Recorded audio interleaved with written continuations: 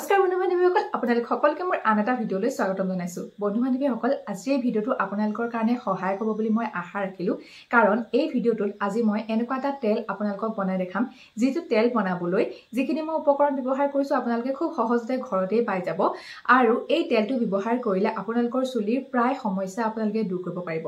বিশেষকৈ এটা গৰম দিন পালেহিয়ে নহয়, গৰম দিনত আমাৰ চুলি সৰা সমস্যা হয়, চুলিত উফি সমস্যা হয়, আৰু আমাৰ চুলিখিনি খুব বেছিকৈ সৰে, তাৰ অনুপাতে আমাৰ চুলিখিনি নগজে।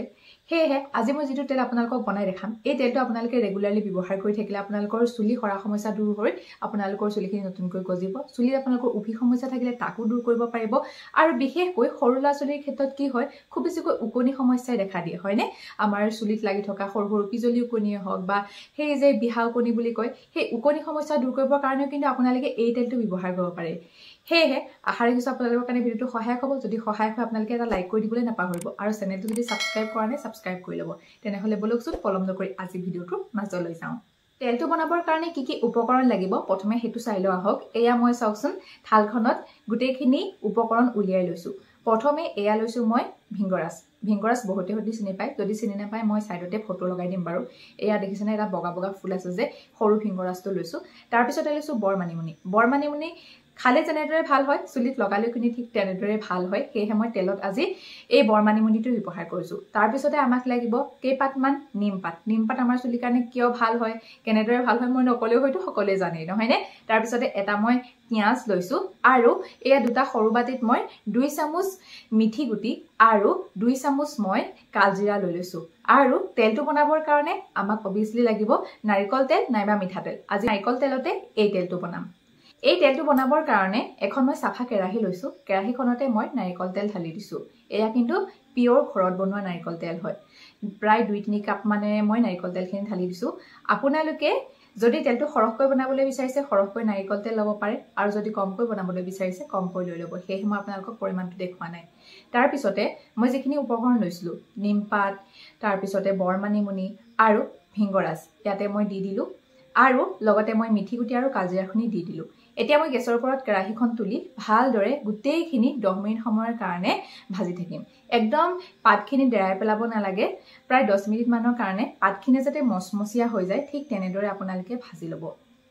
এতিয়া মই আপোনালোকক ক'বলৈ বিচাৰিছো, এই যে গোটেই উপকৰণখিনি দি পেলাই মই তেলটো বনাইছো, তেলটো আমাৰ চুলিৰ কাৰণে কিমান ৰামবান হয় আপোনালোকে যদি এবাৰ ব্যৱহাৰ কৰি নাচায় তেতিয়াহ'লে গম নাপাব।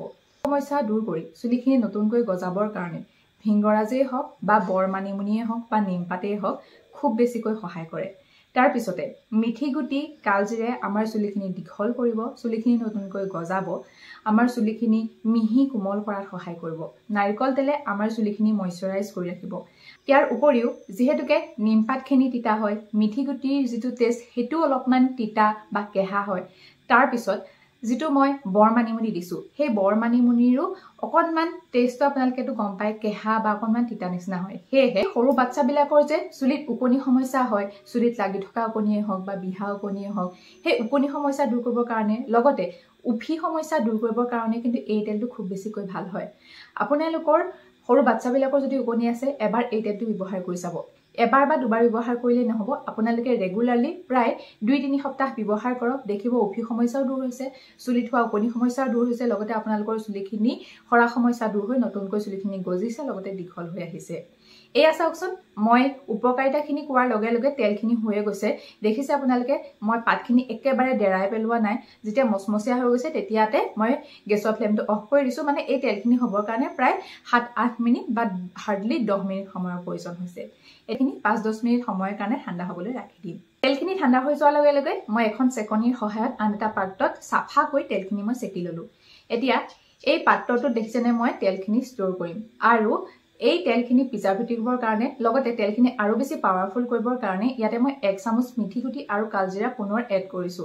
তেতিয়া তেলখিনিৰ যিটো গুণাগুণ আৰু বেছি হাই লেভেলৰ হৈ যায় বা আৰু বেছি হৈ যায়। সেয়েহে মই মিঠি গুটি আৰু কালজিৰাখিনি 1 চামুচকৈ পুনৰ দি দিছো।